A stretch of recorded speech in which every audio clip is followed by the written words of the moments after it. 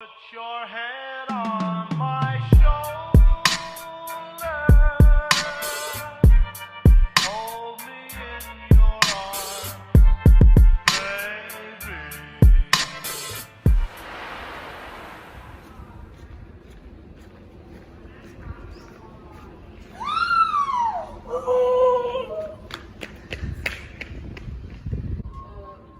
What the noise? I can't sleep.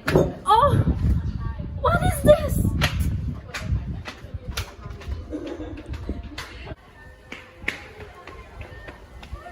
Look.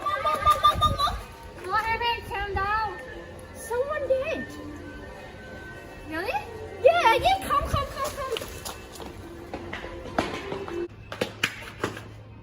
There's no one. Are you kidding me?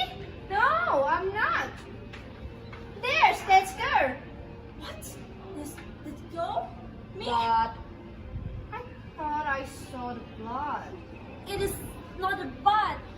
A moment ago, it is a blood experiment. Oh. What experiment did you heard? Wait a minute. It is ammonium thiocyanate react with iron chloride. And it is produced ammonium hexathiocyanate average and ammonium chloride thiocyanate ammonium concentrate solution. Wow! My teacher taught me yesterday. That's I thought. Oh, it is a chemical elimination of hemoglobin. Really? All right. I want to try. Let's try. Okay. Welcome to our lab chemistry. Today we're gonna do a fluid bath, and we have to prepare this.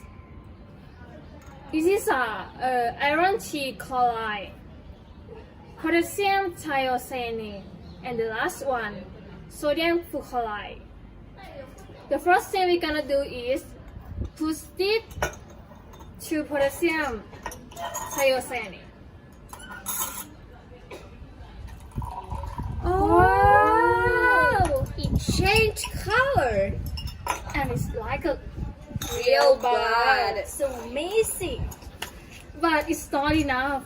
We had a wonderful thing for you, everyone. Watch this. Look at this. Wow! It's amazing. It changed to a real water. And do you know why?